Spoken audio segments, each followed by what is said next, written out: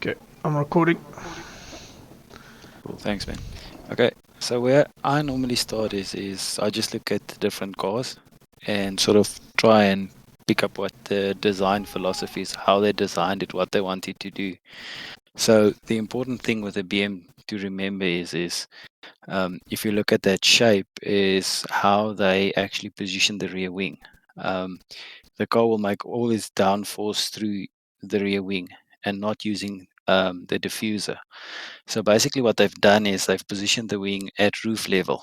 So on the straight, you'll see that the wing is actually sort of hidden, okay, to reduce drag. And then the moment that you brake, it'll pitch up, pitch the nose will pitch down, and it'll lift the rear wing, and that'll create the downforce. Okay. So I remember when the car just came out, it was actually so pronounced. It's amazing to actually feel that happen. Okay. So when you set up the score, you really need to think about your ride heights, etc., and what it is doing to the wing. For example, I know Dylan likes high rake, the back of the car in the air, lots of downforce, lots of drag, where I prefer it a little bit lower. So that's just something in the car that you sort of need to remember, and that's something that you can use to sort of make it handle better. Okay. The other thing is the car is very long, very wide, designed to be stable. And that's where I think most people go wrong. They try and work around that. They try and make it to handle like a mid-engine car, etc. My thinking is rather work on the strengths, keep the strengths. You know, just work around those weaknesses. Otherwise, you're just going to make it slower and slower and slower and slower, trying to make it a Porsche. It's just not going to happen. Okay, so it's just what we have to work with, and you basically then we take it from there. Right. So my thinking is if we compare the setups that we use at Spa, let's start with the one um, that I did for the endurance race, um, and use that as a basis. So I just need to change the screen quickly. Um, where do I change that?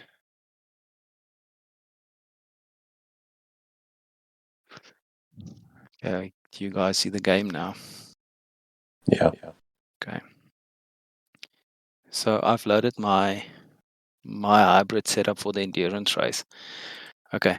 So linked to what we've discussed now, I basically start at the aerodynamics window because that sort of tells me, what we're going to do for that specific race. So Spa, it's not a high downforce track. I see it as a medium downforce track. Your low downforce tracks will be tracks like Monza and Paul Ricard. So we want to set the car up sort of up medium downforce and work from there. Okay.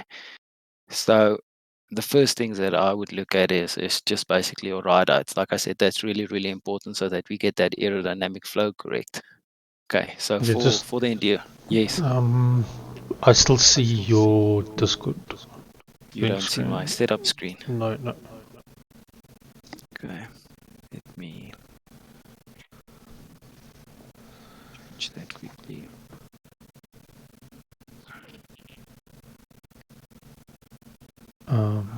I think it's in the bottom there, and then you just say change window. Yeah, like There you go. Is it echoing? Or was it just my side? It might be me because I'm recording as well. Okay. okay. Can everybody see the setup screen now? Yes. Okay, cool. So, like I said, the first screen for me, the first thing I focus on is just getting the aerodynamic balance right. Okay. Um, for this specific setup, you'll see that we started on 52 mil front and a 68 rear. That's sort of normally our go-to ride heights for endurance races. You can go down to a 50 for a sprint. Okay. But endurance, you want to start a little bit higher just to sort of clear the rain if there's any rain. Okay. So 52, and on the BM normally you run sort of between a 16 to a 18 split between front and rear. So for this race we decided to run a 68, but you can run it up to a 70. Okay, so that's a sort of ride height we're looking at, right? So that's standard. Okay, so the difference between the two gives you this aerodynamic variation, front to rear. Currently it's 2.6. So you'll see if you drop the nose, and you'll understand now when you drop the nose, you're going to get more steering. See how it changes, that percentage at the bottom. Okay, so doing that, you're going to give it more steering. See that ratio goes up to 3.4. When you add 2 more ride height, you take steering away. It goes down to 2.6. Same will happen at the rear. If you lift the rear, it'll change that percentage. Okay. Okay. I always So thought you had to get it close to zero as possible, but no, it depends on. It's wasn't it? different from car to car. Yeah, Okay. yeah, yeah. So the higher that value, the more steering you'll have. The lower Okay. that value, the less steering you'll have. Okay. Ah, But the thing that's important for us is on Spa, we know that we want to be in the 2.6 region.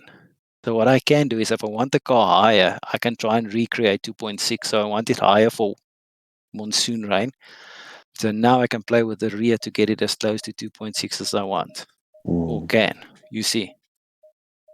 So it's not going to happen. Okay.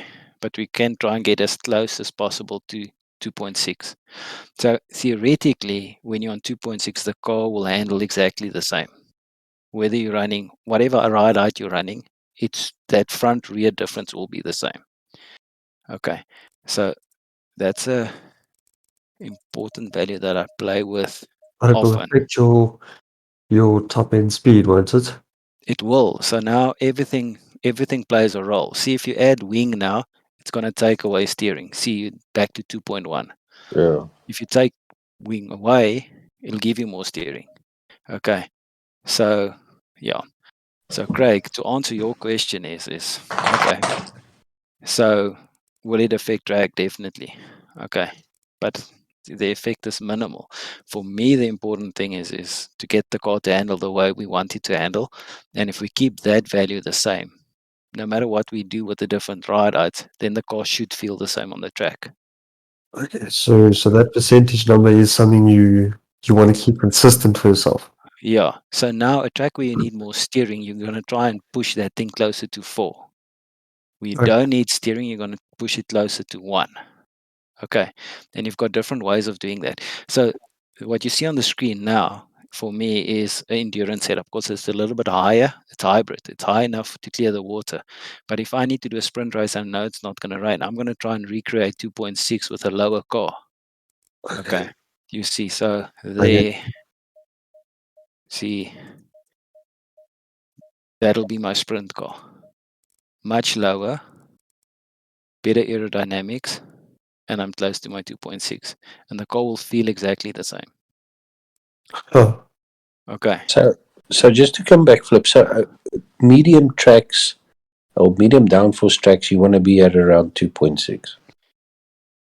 Uh, Low downforce tracks, different story. this does not tell you your downforce. That just tells you the difference between front and rear.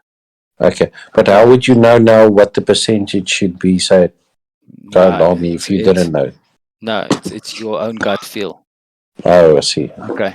For me, what I use is I go to Coach Dave setups and I use safe setup. I use the aggressive setup and I compare that to Coach Dave. And between the three, I get a good idea of where they want us to be. Okay, all right. Okay. But there's one concept you need to understand. This car, even though we're on 2.6, will have a lot more downforce than the higher car. Okay, this thing will feel like a go-kart. Okay, our endurance car, even though you're on 2.6, will feel like a bus. But the driving characteristics will be the same. The car will feel the same, handle the same. Okay, questions on this? Okay, quickly check this trick. So we're under 120, we're using 120 liters. The other thing that is important for us in endurance races is to compare what full fuel would be, 120 liters, You see there we're on 2.6. Compared to when we're at 10 liters, what that value will be. Oh, Okay. Oh. You want that drop off to be minimal. It's only a 0.2 drop off. All right. Did you see that? Yeah. Okay. See when you fill the car, look what happens to the rear. Value is now 71. When you change that to 102 liters, see how it changes. And the front stays exactly the same. Because the tank is right at the back. is this now when you decide if you want a faster car full or a faster car lighter? Yeah. So it's just for you to understand what's going to happen. Okay. So for endurance setups, I always try and get, as close as possible on 10 liters to what we find on a full tank. That drop off is minimal, so that the car feels exactly the same right to the end. Okay, so that's also something that we play with. So, for example, let's build that the sprint car again, low to the ground, also 2.6. Okay, and make it full of fuel. We're at 2.7, and at 10 liters, see that drop off is minimal. Yeah. Okay, so that's something that we sort of aim for. Okay, so that's how you decide on ride heights and different front and rear, and the way that I think about the car and what we should do, and yeah, right. And then brake ducts, you guys understand, eh? Close it so you get the temperature right. Okay, so let's just jump to temperature. So normally that's my next step. So after I've looked at the car and the design of the car, the design philosophy and what the track wants, after I've settled it sort of on what we do ride height wise and stuff, I normally go to tires. Okay. So let's go tire screen. Okay. One thing that the guys still get wrong is the difference between PSI and temperature. Okay. So I'll hear a lot when we race, the guys will say, yo, I'm struggling to get temperatures in my tires. My tires are like 26. Then when you refer to 26, it's pressure and not temperature. The temperature you'll see on the side there. Okay. So tire temperature, you want your tires as close to 90 degrees as possible. Okay. And pressures, you want your tire pressures to be as close as possible to 27.5. Is there a layover to put in ACC to see your tire pressures? You see it? Sorry, tire temperatures. Yeah, there is. So ACC engineer or ACC drive does that. Yeah, Okay. along with brake temperatures as well. Yeah. I just use the normal onboard orange, green, blue. Yeah. For me, that's good enough. I can see exactly what I need to see there. Okay. So what I would do is okay, again, I'll set up the car, basic aerodynamic setup. I'll guess my brake ducts. Okay. 3 is very, very hot. Okay. That's for air temperature 6. Okay. I'll guess my tire pressures and then I'll go for a run. Okay. After I've done the run, I'll come and check. Okay. So what did my PSIs get up to? What did my temperatures get up to? And then I'll fix that till I get that perfect. Okay. I'm sorry Yeah. to interrupt. I'm sorry. Yeah, I've got to watch this a bit later. If I've got questions, I'm going to ask. Yeah, I'll come back later. I've got to run. I'm super sad, but sorry, No, it's man. fine. Okay, thanks, guys. Okay. Yeah, bye. So Cheers. then I would go and run the car. Okay. And do at least 5 laps and come back and see how close that I get to 27.5 on all 4 tires and how close that I get to 90 degrees on all the tires, front and rear. Okay. Right. If I then need to fix my brake ducts, I'll open it or close it. Right. Okay. You guys are happy with that? And you Yeah. understand that scenario. So there is that relationship between the hotter you grow in your pads, that'll inflate the tires and that ups the PSI. Craig, you had a question? No. You happy with that? Just with the temperatures and the pressures, Is there ever a scenario where your pressure's fine but your temperature's not, or vice versa? Yeah, 100%. So there's a relationship. Okay. So between tire pressure and air temperature. Okay. You guys know that it's for every 1 degree increase in track temperature, it'll increase your PSI by 0.1. Okay. You know that. Yeah. We all sort of play around with that scenario. I think everybody gets that. Mm. But now what happens is if you close your ducts to 2 and your discs and pads gets hotter, it'll actually make that whole hub and wheel and rim hotter, and that'll inflate the tire. Okay. So now where it becomes really, really difficult is if we need to set up our race that our brake pads run optimally. Okay. So that would normally be my third step, is to check that the brake pads run optimally. So now we've done sort of the basic aerodynamic balance. We got the pressure sort of right. Okay. The temperature sort of right. Now we need to go and check at what temperature the brake pads are running. Okay, because they've got a specific range for them to work properly. I need to go back. I need to show you guys this. Okay. Um, so I need to go back to my Discord. Brandon, now I need to share the screen again. Yeah, it's just on the.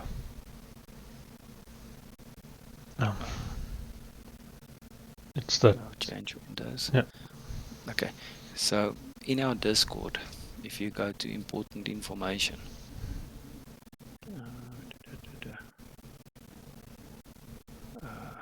important info. There's the Can you guys see this one now? No, not yet. No, I still see ACC. Okay, cool. Sorry.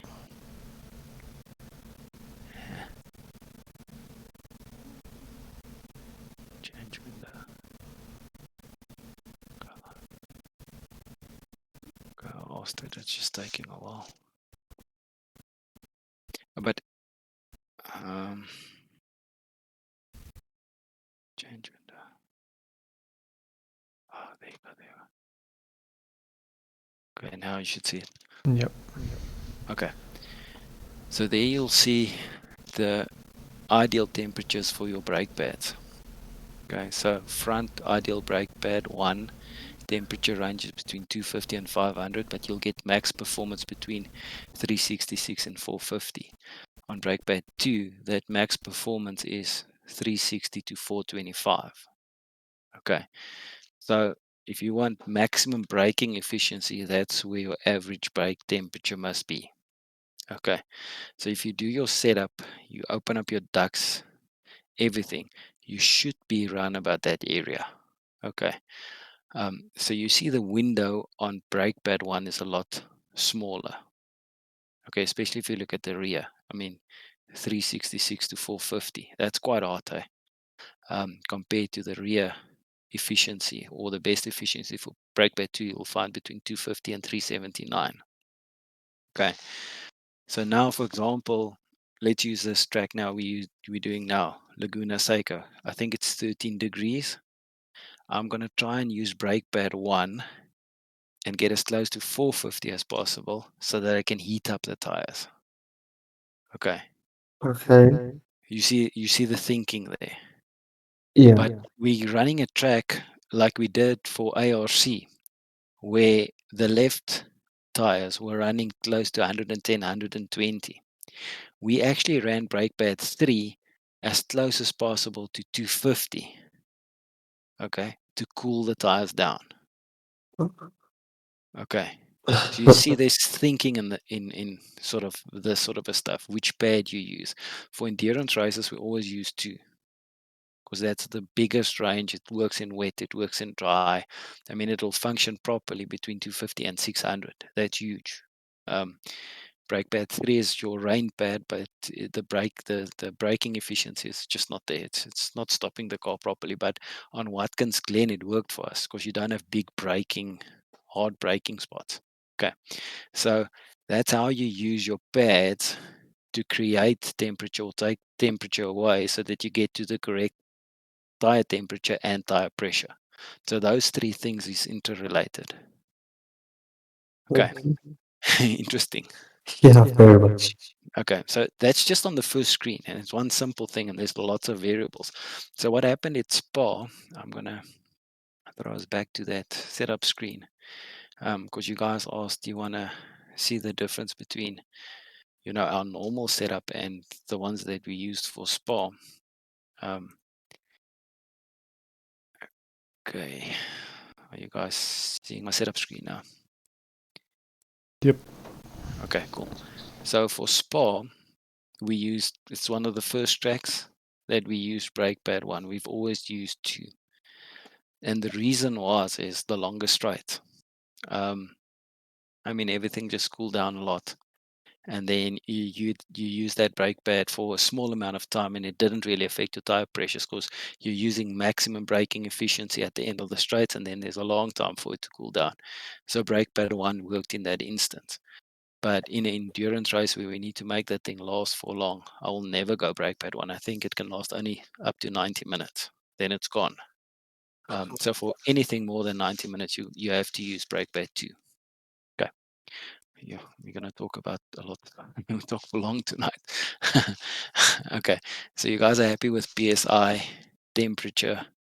Okay. I do. I just need to get the overlay so that I can more constantly see my temperature as opposed to just my PSR. You know what I use? I use ACC Engineer. Okay. So you open it up, you go for your 5 laps. After your 5 laps, you open up that ACC Engineer, and it gives you average tire pressures. It gives you average temperatures for that 5-lap run, and it tells you exactly what to do, how much to change every wheel, etc. It's very nice. If you want to overlay, then go for the overlay. But I just find ACC Engineer, it's a lot more accurate. I just click on it, and it tells me, okay, front left up by 0.4. Front right up by 0.3 or down by 0.3. Okay. And then I just look at the pad temperatures, and I go back to my table and I see where I need my pads to be.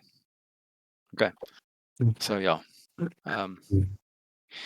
Then basically after that, I'll correct everything. I'll correct pressures. I'll change my ducts so that I get that sort of a mix right. And then I'll go and do 10 or 15 laps again. And then what I'll check is my temperatures outside, middle, and inside. They all need to be as close as possible to 90, but the one is always hotter. You'll find that the inside one is always hotter because we're running huge camber. Okay. But you don't want that difference to be more than 3 or 4 degrees. So inside you might be sitting on 93. Outside you might be sitting on 89. Okay, that's still okay.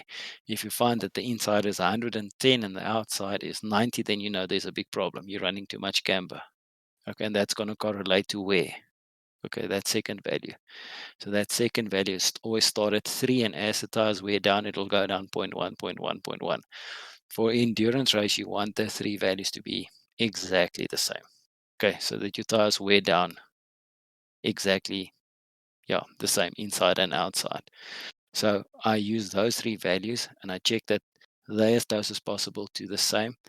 Fronts must be the same, and the rears should be the same. So normally you get a scenario where they weigh exactly the same, unless you run hectic cambers. Okay. Okay.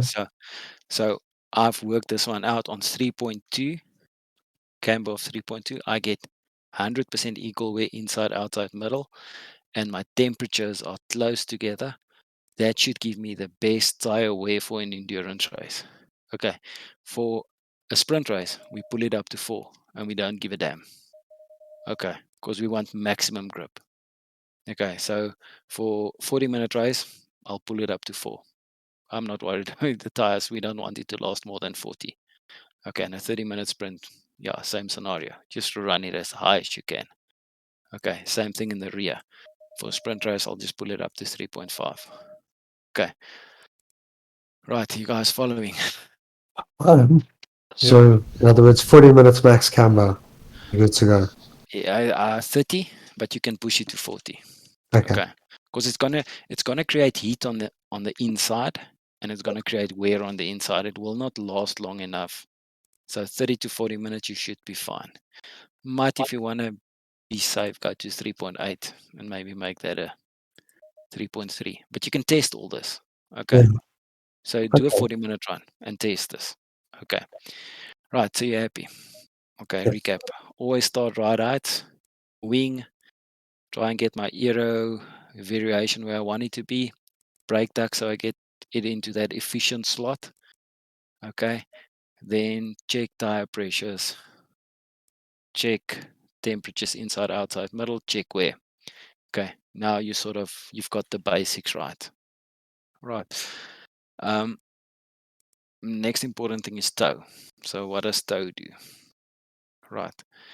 So the more you open up tow, the less the car will, that sort of initial direction change will be less. It'll bite more mid corner and then go into a smooth sort of exit. The more you reduce it, the more that initial bite would be. So it'll react quicker. Okay. Because now think toe out, the wheels are facing out. Okay. So it's pushing into the corner, turns, grip, and smooth out. Okay. If you reduce that, that initial bite, that turn in will be quicker. Okay. So I find this a very important tool to use. That's where the Stoax thing came in. Okay. If you want to go quali, most of the time quali we at full toe at the front. Okay.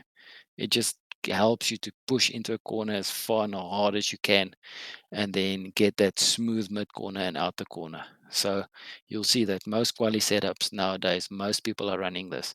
But now you're running with the wheels toes out. So now you're creating a lot of wear and a lot of temperature middle of the tires again. And it wears hectically. Okay. So you can't do this for a long endurance run. Okay. So it's always sort of a balance where you push the toe to.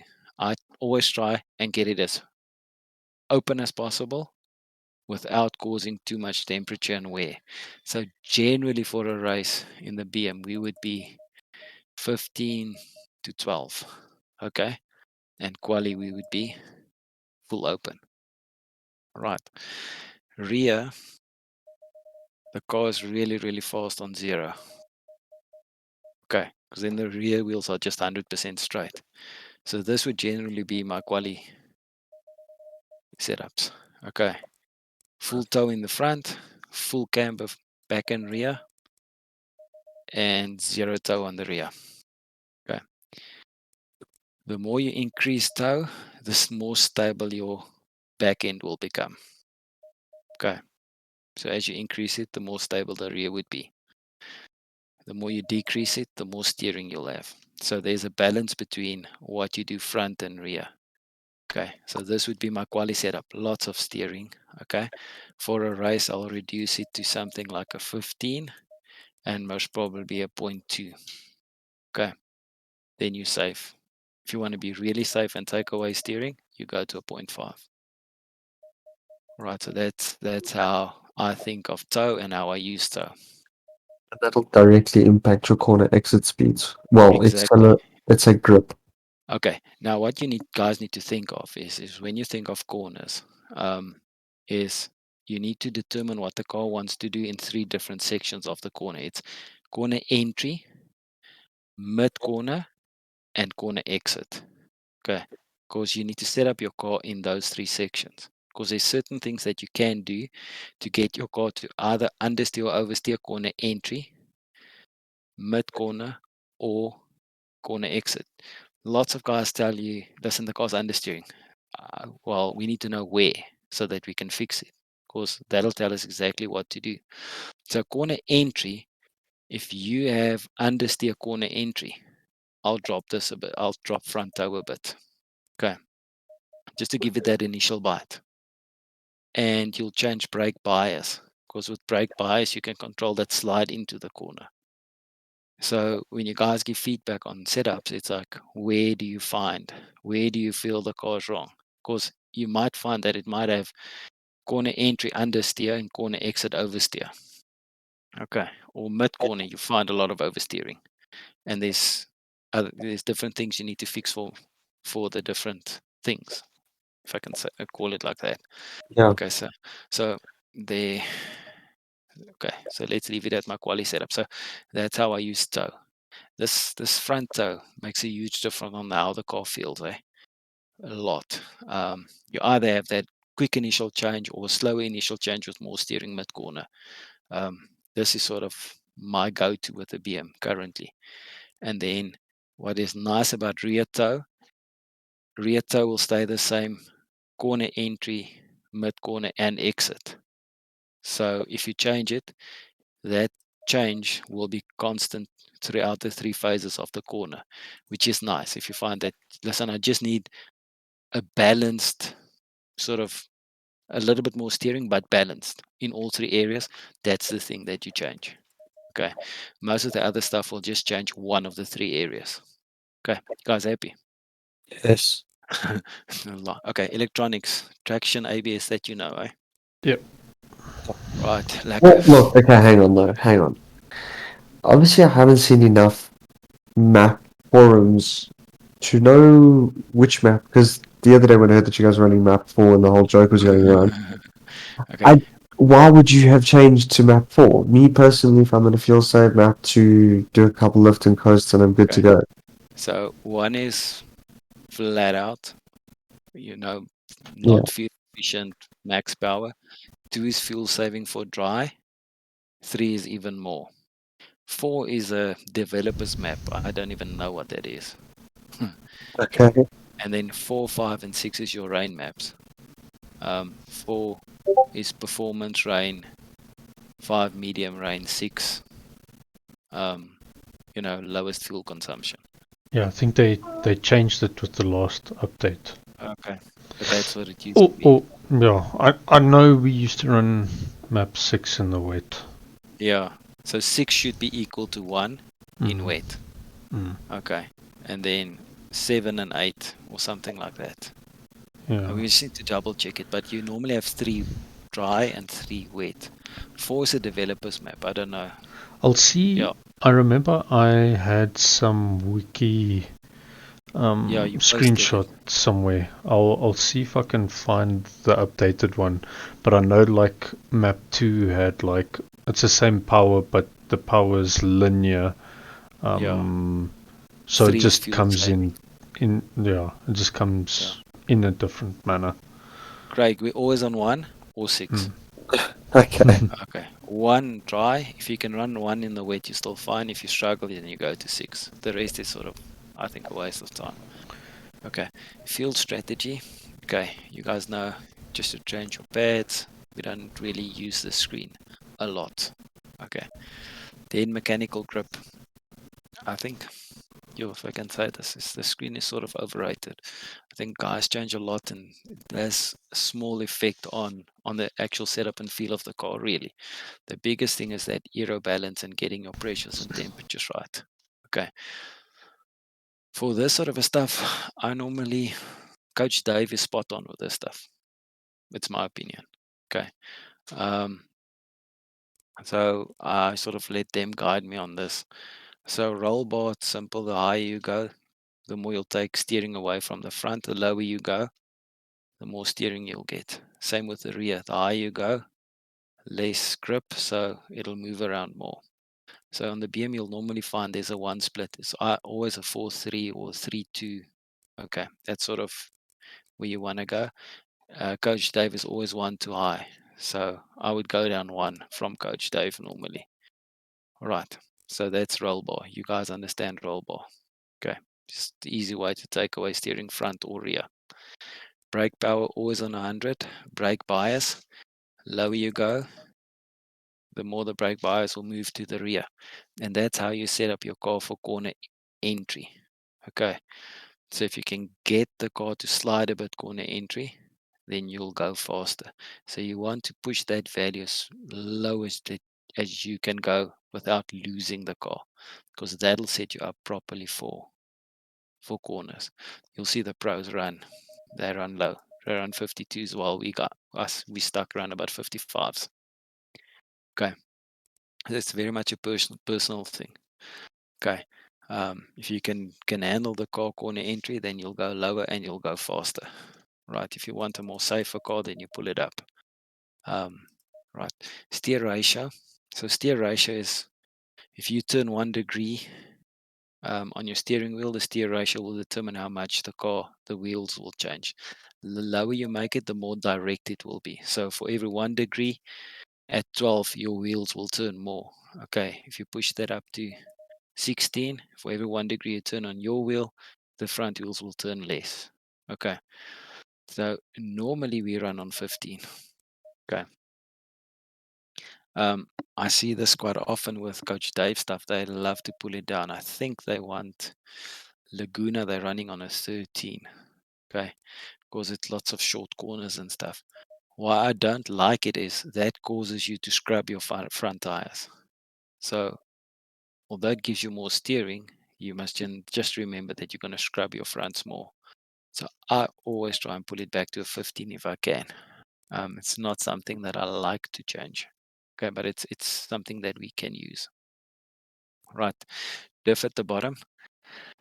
Okay, lower you go, the looser the diff will be. In other words, the easier the car will turn. Right, the higher you take that value, the stiffer the diff will be, and the less, the car would not like to change direction then. Okay, stiffer diff, it'll take away steering. So if you want to stabilize your car corner entry, then you pull it up. Okay. If you want to destabilize your car, get your car to turn easier, you lower that value. And if you put on 0? Oh yes, it's just gonna turn, eh? Okay. Minimum is 20. Okay, it's like a lock diff. Think of a lock diff. Yeah, Okay. yeah, I hear you. Okay. So it's also something nice just to play around with. So if you like a nice stable car, your values are gonna be high. Okay. If you want more steering, okay, then it'll be lower. Okay. So that's sort of how I use that diff value. All right. Okay, Um, wheel rate, that's your springs. Okay. So normally you'll find on the BM front will be stiffer than the rears. Okay. The lower you make the values, the more grip you'll have. Okay, because the car is actually leaning into the corner. Okay, so just one step back. So corner entry, the stuff that I'll play with if I want to change corner entry is my brake bias and things like my diff. If I need to change mid corner, I'll change springs because that's where you actually find that the car will sort of dip, where you get that sort of weight change. This is how you tune mid corner, is with this.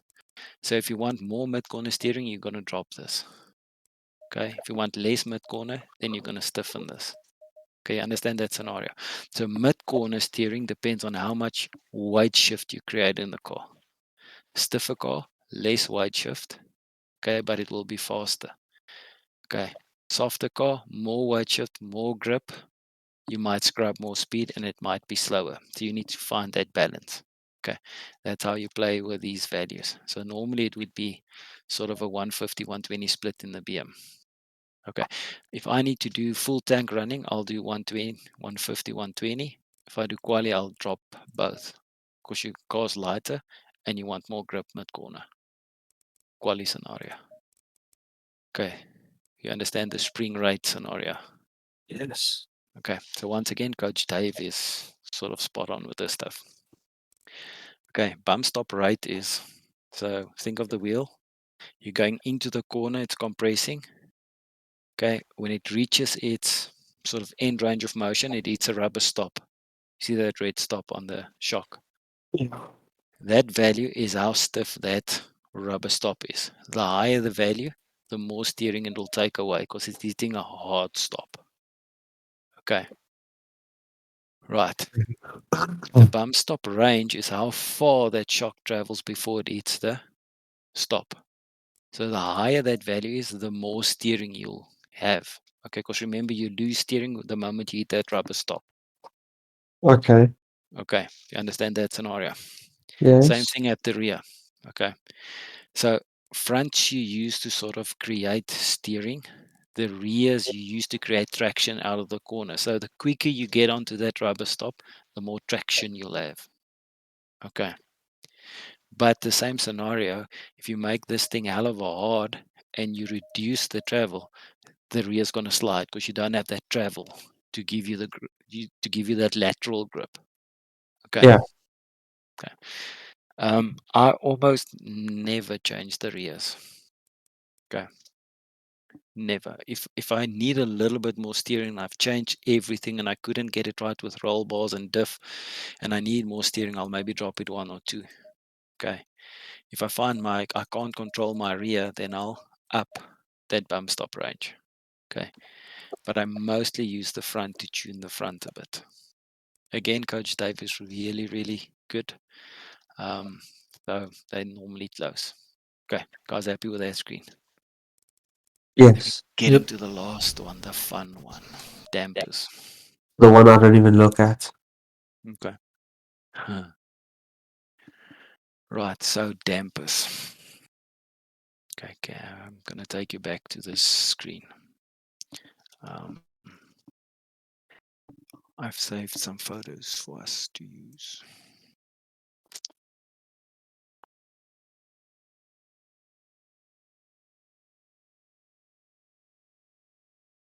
Okay. Right. Going to that Motec folder on Discord. Yeah. Yes, Audio McCormick's Discord.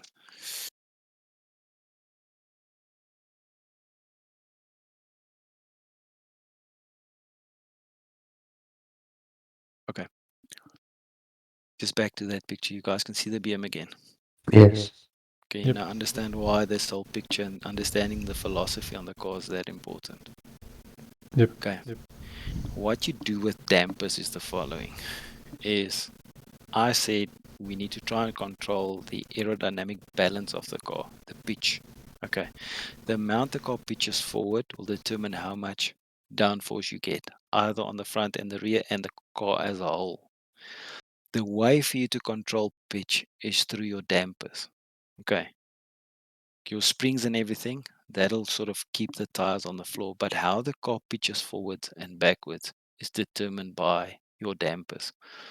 So it's this picture. You see the Motec file. Yeah. Okay. So that's the picture there. So you see your left front, left rear, right rear. Okay. It is divided into 4 specific areas. Okay. So bump and rebound. Do you guys know the difference between bump and rebound? So bump Always. is so bump is when the wheel actually compresses the spring, when it moves in. Okay. Rebound is when the wheel moves out, back to normal position. Okay. Then we have the other variable we have is fast bump and slow bump. So fast bump is when you hit the curb and that thing compresses quickly. Doof. And then fast rebound is when it shoots back out. Okay. So shocks work basically on that principle. It'll either pick up whether it's a slow movement and it will sort of control that compression movement and the slow rebound movement, or it picks up that this is a fast movement, you're hitting the curb, and it will control that compression and the following rebound. Okay, and that's the 4 things that you see on your screen. I'm going to stop this one and show you this graph.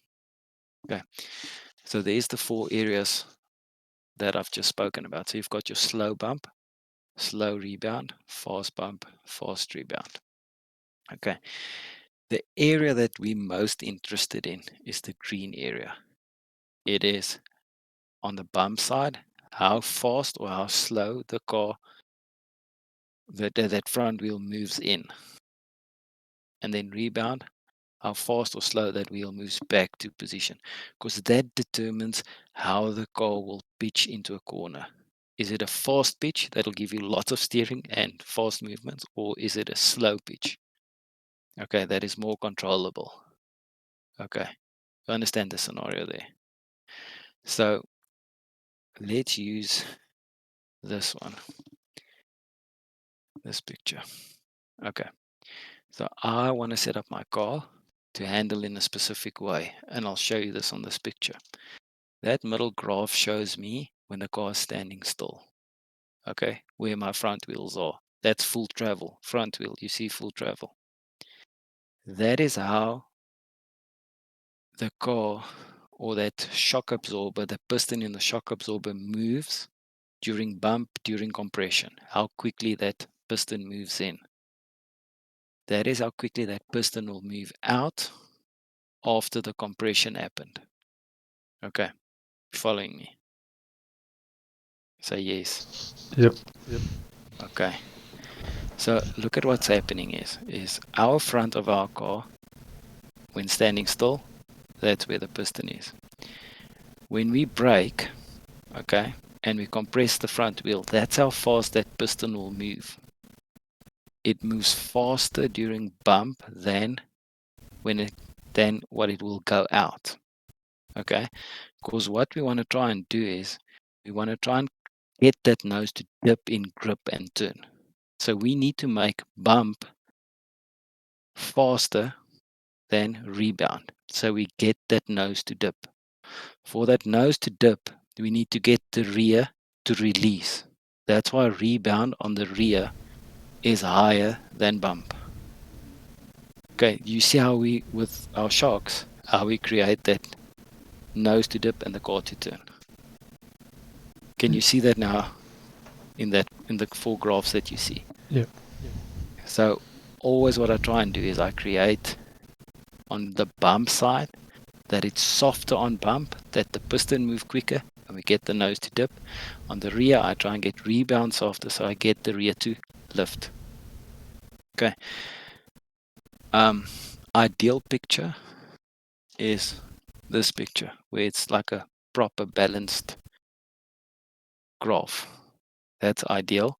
But for our front engine BMW to handle properly, we need to get front bump higher and rebound in the rear higher. Okay. And that's how we use the sliders. Fast bump is how your car reacts on bumps. So if you want it to react better on bumps, okay, over curves and stuff, you want this curve to be higher. You want that piston to move. The lower you make it, the more resistance there is to hitting that curb and then rebound again. So the lower that value, the less compliant your car would be on curbs. Okay, so we always try and get this sort of a scenario in the BM. Okay, nice, equal, fast, and slow bump. Fast bump, and then slow bump. We want to try and get that scenario. We can get the nose to dip. Okay, so let me take you back to our ACC screen.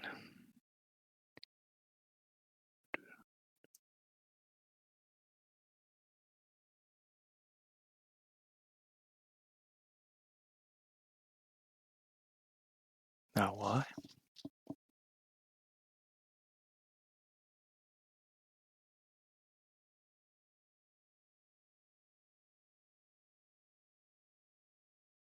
You guys not seeing my ICC screen, eh? No. There we go. Yet. There we go. You have it now. Yeah, it came Yes. up. I'm gonna pause. Oh, Okay, there we go. come Okay. back now. Okay. So if you want your front bump on your car to be higher, you lift the value to make that compression softer. So by making that value higher, you're allowing that piston to move quicker in that bump section or compression section. If you want rebound to be higher, you lift the rebound value. So my scenario in the BM, I know for a fact that my BM setup is always 12, 24, 24, 31. That's my standard setup. That's always where I start. Okay. In the rear, my normal is 9, 18, 17, 18. I think it's about a 20 or 30, something like that. That's my normal setup. Okay. That'll give me that shape that I want. But then when you race the track, you'll make small adjustments to get it better for that specific track. So if you compare my normal value, my bump values were fine. I wanted my fast bump to be less. Fast bump is compression over the curb. Curbs on Spa is low. You don't need a lot of curb, so that's why it's lower. Okay, rebound. For some reason, I pulled rebound back a bit just to get the graph that sort of a nice bell shape. And the same scenario on fast rebound. Not a lot of curb, so I pulled that back. Okay. Right. So that's sort of how you play around with your dampers, but it takes lots of time, and it's 5 laps. Go back to that Motec, check the shape, change one value at a time. Do 5 laps, come back, check the shape, and you're going to understand that it's the balance between front and rear. Okay, so for every change that you make in the front, you need to change something in the back. If you want bump in the front to be softer, you need to allow rebound, lift your rebound to allow that the rear to lift. Okay, you're seeing that balance is sort of a seesaw thing. Yeah. Okay, yeah, but this is last step. Okay, very, very, very last step. Okay, and it is honestly every time when I do a setup, one of the first things I do after I've got my pressures, I go to my normal go-to setup, which is 12, 24, 24, 31, 9, 17, 18, 30, I think. Okay, and I load that because now I know my car is going to react exactly the way I want it and that I'm used to. From there, I make small adjustments to the track to get that graph better, as close as to where I want that graph to be. Yeah, so this is something that you need to play with, eh? Yeah, okay. So I don't want to keep you for hours tonight. No, that's perfectly fine. Okay, so let's see. That's my thinking, my setup. So first setup that we used was RVS. Okay, and then we'll do straight arms. Okay, so that's RVS setup. So on 51, I'm just going through my normal process. If I had to analyze the setup, I'll go through the same process. Okay, so front right at 51, 55. It's not a lot of difference, eh? Yeah. Okay, you see it's not pitched forward a lot. There's like a 4 mil difference front and rear, but the wing is 4. Okay, remember last setup, my setup, we were at 7. Yes. Because that wing is 4, we're sitting with a 3.5 ratio at the bottom.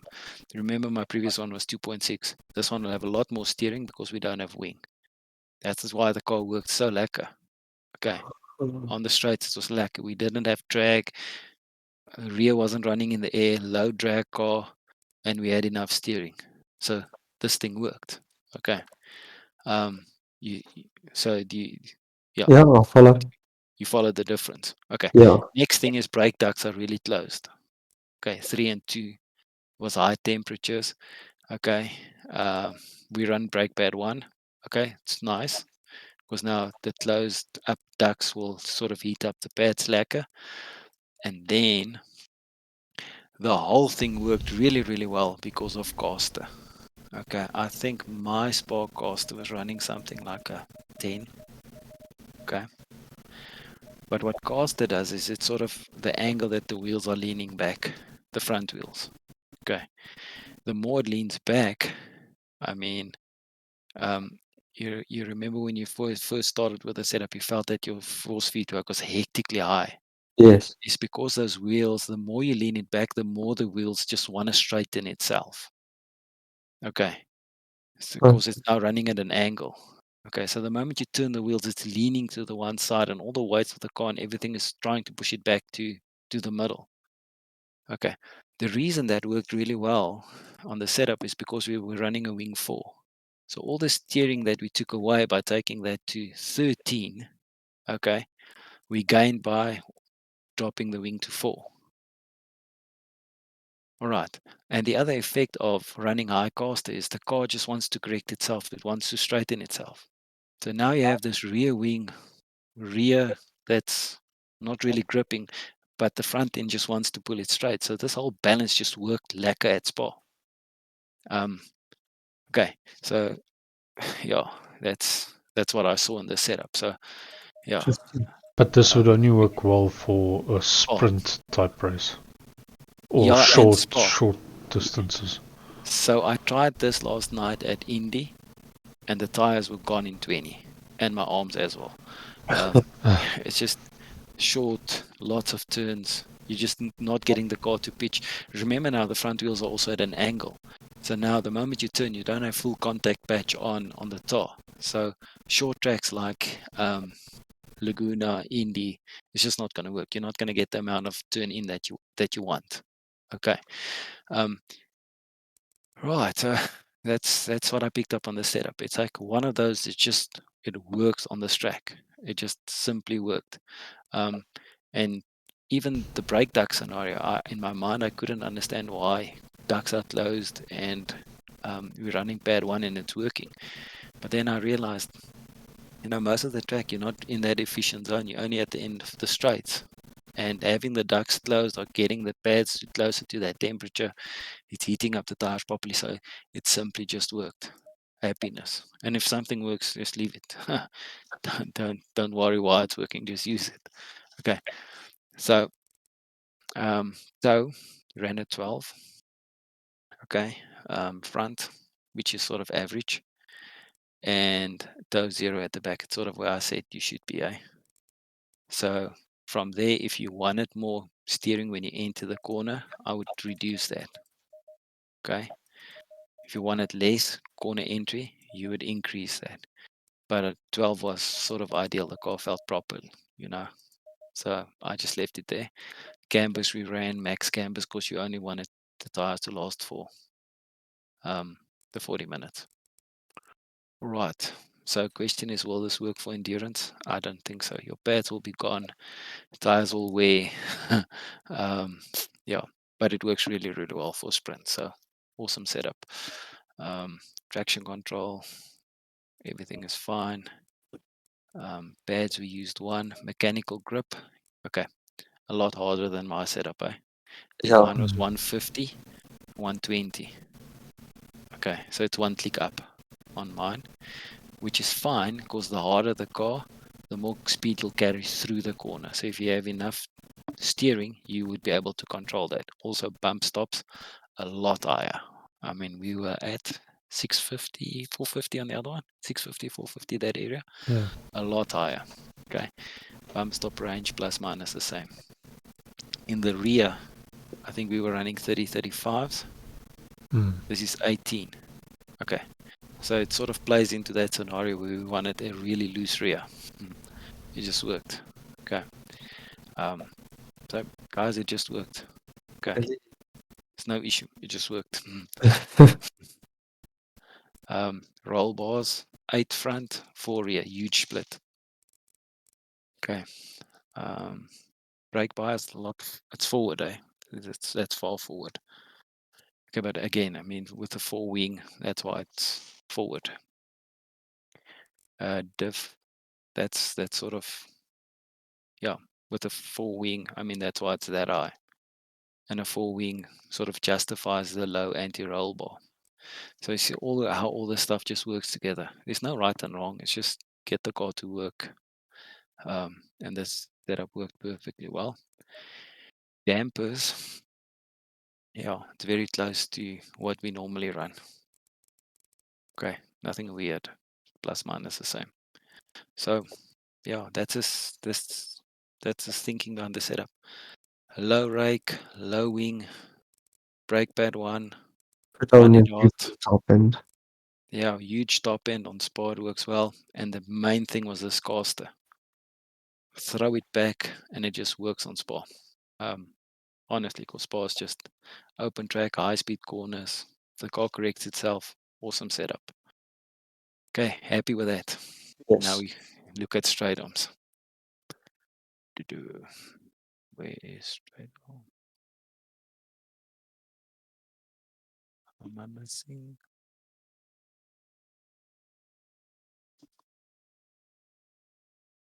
Oh, there you go.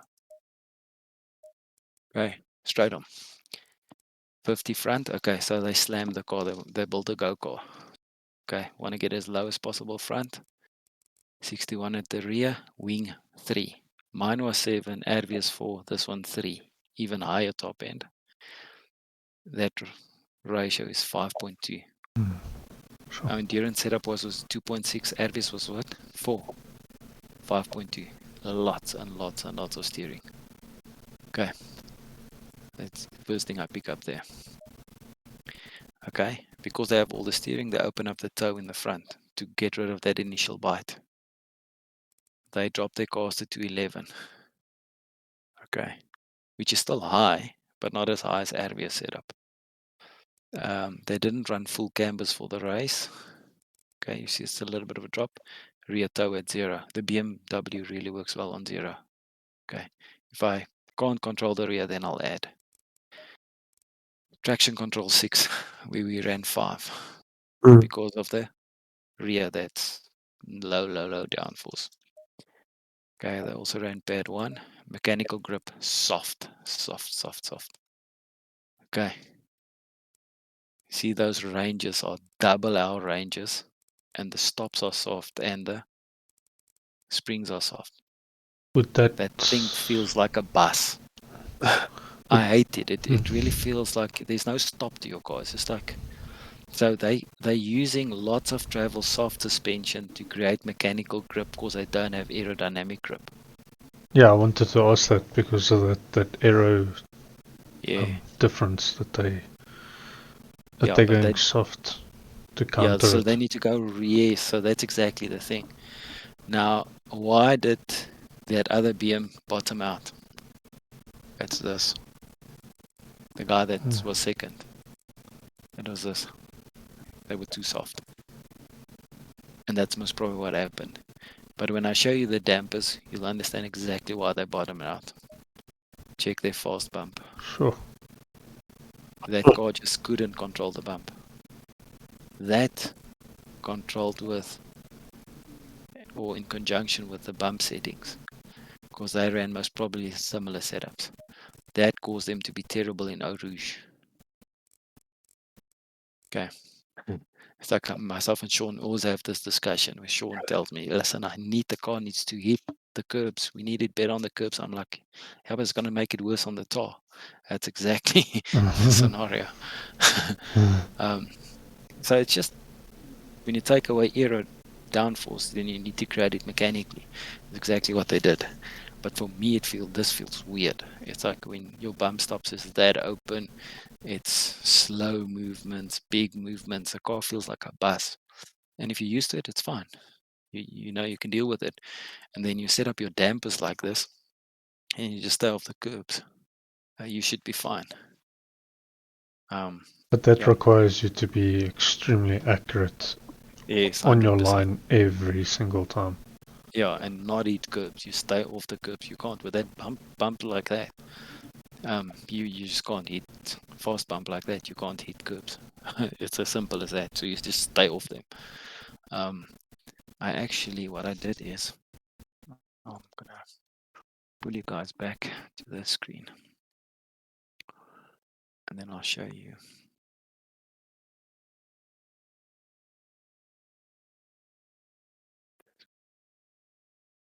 Okay, you see my Discord. That's our shocks. Okay. So again, bump, so I can get the nose to drop. Rebound at the rear is higher, so I can get the arse up, and I can get the car to turn. And we've got nice balanced fast rebound and dampening.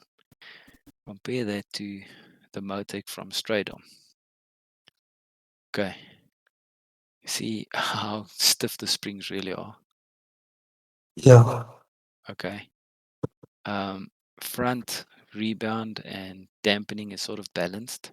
Ours is normally higher on the dampening side. Rear, they don't have a lot in the rear. Right?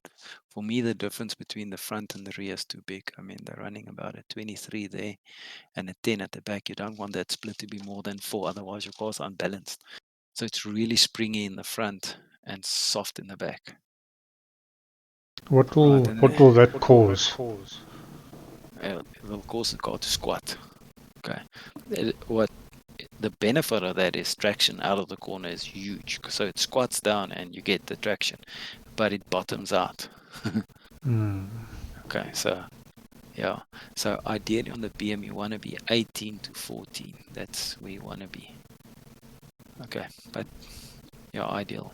So something like this will work at like Paul Ricard, but not at Spa. It works at Spa as well. But Spa is just with Eau and that up and down. I think it's a bit of a risk. But this might work well at Spa Ricard. You get that arse to sit down, traction, low resistance, drag, etc. This might work. Where I'm worried with this is that's too low. Your fast bump and fast rebound on the front. Okay, that front can't deal with curbs. Okay, rear is good. I mean, it's a little bit, you'll see it's higher in the rear. So the rear would absorb it better. But I would reckon that curve should have been there for the car to be more balanced. But we're talking ideals. It worked for them. So cool. You guys just said, okay, what's the difference? That's the differences that I saw in the setups. But I mean, it's not huge. They all feel very much sort of the same. Time differences that you experience, like lap times? I would always be faster on mine because I'm used to it, Yeah, and that's something we need to consider. It's also the sort of placebo effect. That guy running first, see setup, I'll be faster on it. You go out, you push harder, you do better. But on a lap to lap endurance race, I'll be fast on the endurance. Sprint, I think Ervia setup, straight arms was just too wild for me, and I eat the curbs. I still eat the curbs too much, so it'll throw me off. It will be a fast setup, but not a consistent setup in my hand. It's as simple as that. And that's the other thing is when I do setups, I try and get a setup that'll work for all 8 of us. We'll be quick on it. Because it's sort of an average setup. It'll work well on curb, on track. When I build it specifically for myself, I'll make 1 or 2 small changes, and you'll find that your driving style and the way you like the car is different. So you can make small changes, so sort of for it to suit you. But that's sort of the sort of things you need to consider when you play with the setups and stuff. You can build a fast one, but it's inconsistent. Over race distance, it won't be the best. Or how will this thing make the tires last, or destroy the tires, or will my brake pads last, and stuff like that. It's everything you need to think when you sort of build this stuff. And I see that on straight arm setup, he said it's an 80-minute setup. Okay, meaning 40 minutes, new tires, 40 minutes. So most probably you won't run the same setup for a 60-minute race at Spa. Our 24-hour setup for Spa will be we'll build on this endurance setup, but I think it will also be a lot, not that aggressive. It'll be even more relaxed, easier to drive, easier on tires, stuff like that. Yeah, and then that's the other thing with the BM that the guy says, whatever setup you throw on there, it just feels the same. You do the same times. The BM is not, that sensitive on setup. Not like the Porsches and the other cars. They more finicky. What's this talk about? I think it's the degrees of rotation from the wheel. It's like on the BM, it's meant to be like 540, I think, or something like that. Or I've heard them speak about it. But my wheel's always on 900 degrees. I don't know if it makes a difference. Yeah, it does. So every car's got like a certain amount of rotation on the steering wheel itself. That is optimal for that car. So the mine is also on 900 because then the game will choose it for you. Whatever car you use, it'll choose the right rotation. Okay. If I remember correctly, the BM is on 640. So from stop to stop, you need to turn it 640 degrees. I think the Porsche is on 900. So from stop to create the same amount of movement in the front wheels, you need to turn the Porsche more, where the BMs is a little bit more direct. I think the Ferraris are running 540 degrees or something. Okay. So you'll understand if that's not correct. If the game wants you to turn 450 degrees, for example, to get full rotation, and your wheel is set to 360, you're going to turn double the amount. Okay, so your input is either too much or too little. if it's not set correctly. Okay. So the lower. So Lower, the more direct. Okay. Okay. And then remember, you can also set that in game as well. Remember, 15, 14, etc. But I keep it on 900, and then the game selects it for whatever car, and I don't have to worry about it. So what some people will do is they get into a car like the BM that is sort of an understeery type car, and for them to compensate for that, they lower that value. So instead of the 550 that it must be, they run a 450. So it just feels more direct in their hand. But I mean, in the end, what it's going to create is it's going to create that your front wheels are turning more than you want it to turn for the amount of grip that you get. So it's scrubbing. Okay, so you're just going to wear your front tires. Okay, makes sense. I might even have to recap on this again later. Oh, but Because it's a lot of information on this. yeah, but ask questions, buddy. That's why we're there No, for. no, like, I won't remember it all in one sitting. No, but you don't have to. Yeah. That's why, from my side, whoever, I know we're going to have like a 98% accurate setup for most races. You don't even have to worry about setups. It's just your basic thing is to sort of to be able to tell us, I feel that the car for me, I want it to turn in better, or mid corner I don't have enough steering, or I've got too much mid corner. Exit, I feel this. What can I change on my setup to make it better? Yeah. And that's the only way for you to learn. Then from that base setup, you make the changes you feel, or when you practice, you make the small changes. And it's just a way of thinking, and over time you get into it, and then you can make the setup changes yourself. But yeah, honestly, as far as possible to keep everything standard and easy, keep your wheel on 900, let the game choose, and it's always the same. Always your start setup, try 15 degrees in game, that rotation. If you need a little bit more, you can change, and from there make your settings. You don't want to be one day 640 and the next day you're at 450, and then you're on 13 in game and 16 in. It just, you'll never get a feel for the car. Okay. So yeah, and that's the other thing with like wheels and wheel settings and stuff. There's no ideal setting, just keep it the same. It's just don't change it every day. Yeah, that just throws you out completely. So once you use your wheel, that's the best settings you can ever have. Don't change it. I got mine day one. I got the settings that Nils uses. I programmed that, and that is it. I've never changed it, so that I'm used to my wheel. Yeah. My wheel rotation, my base is always exactly the same. The only thing that changes is the car, the setup, and the track conditions. Yeah. What I play around with now is force feedback on the direct drive.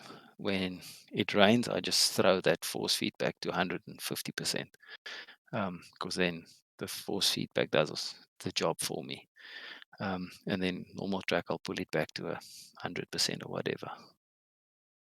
So that's the only setting that I play with on my wheel and my base and stuff. Just force feedback strength. Okay. Yeah. So, but yeah, it's like a minefield. There's like so many things you can change, and It really is. but honestly, the lucky thing is, I did the quali setup and the race setup for Laguna today in 10 laps. 5 quali, 5 for race. It's just like when you do it enough, it's just instinctive. You drive it, you know exactly. You make the changes, and it's exactly that. Last night, same thing, Indianapolis. 10 laps, sorted, new track.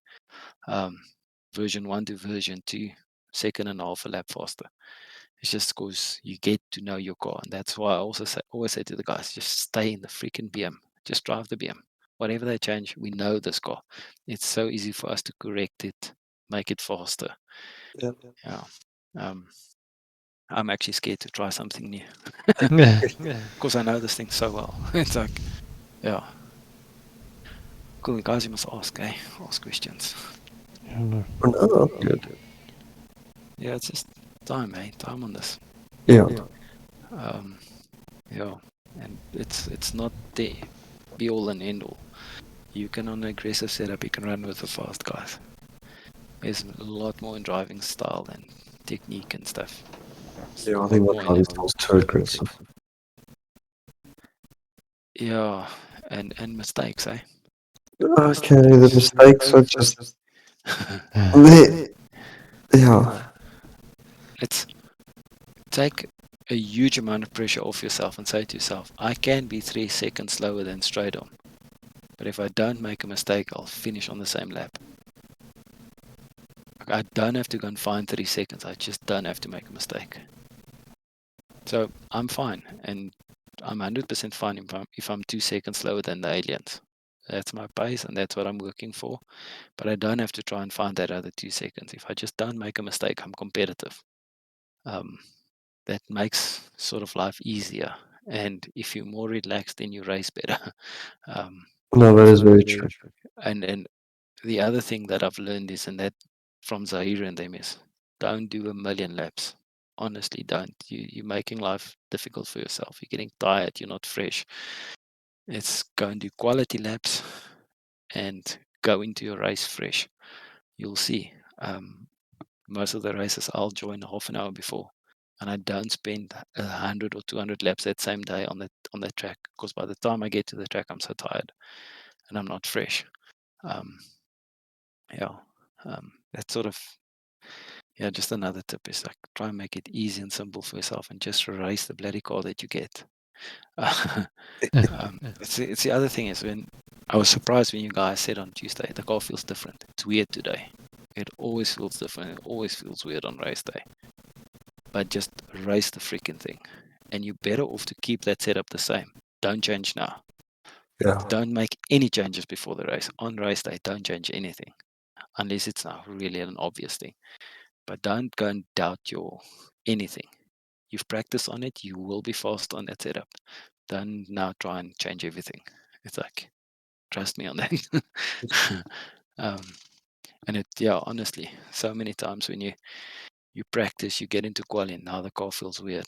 It's most probably just stress. There is that glitch that's there, but most of the time it's just take the freaking car. That's what you have. That's the setup you have, and you have to drive it as hard as you can. That's it. You have to make it work. There's nothing you can do about it now. Just drive it. Yeah, that's why it's like no matter what setup there was, I was doing basically similar times. And I just figured, okay, well, if I'm like 2 seconds off aliens, 3 seconds off aliens, my only goal is to get closer to them rather than trying to get a 0.3 or 0.4 purely out of setup. It's more my driving style. Yeah. And the setups that they use, we can't drive. It's honestly, it's just the amount of steering and stuff. It's like we can't drive it. It will not make you faster. So it's not a quick fix. That is definitely not a quick fix. You need to find something that works for you, where you're comfortable and where you're consistent. I mean, it's like, what's his name? Luke Edison. What is it? Luke. Yeah. I can't drive those setups. Honestly, I can't, and he's quick on it. Yeah. I can't. So that's not a fix for me. Guys, but you must just ask. It's like, for me, this is 90% of the fun is actually this technical stuff. So ask. We can help. I will be asking when I'm busy. Yeah, and Laguna, I reckon. Craig, you must do laps with us. I've done plenty there. There's tricks to that track and places where you can go quicker. Nice. I've been doing some laps at least. When's the next practice session? I might probably do some tomorrow night. I'm busy during the day, but I'll do tomorrow night, 8:30, 9-ish maybe. Do a few. And then definitely on Monday. Cool. No, I'm sure I can make that work. Cool. Alright. I'm yawning my life away, yeah?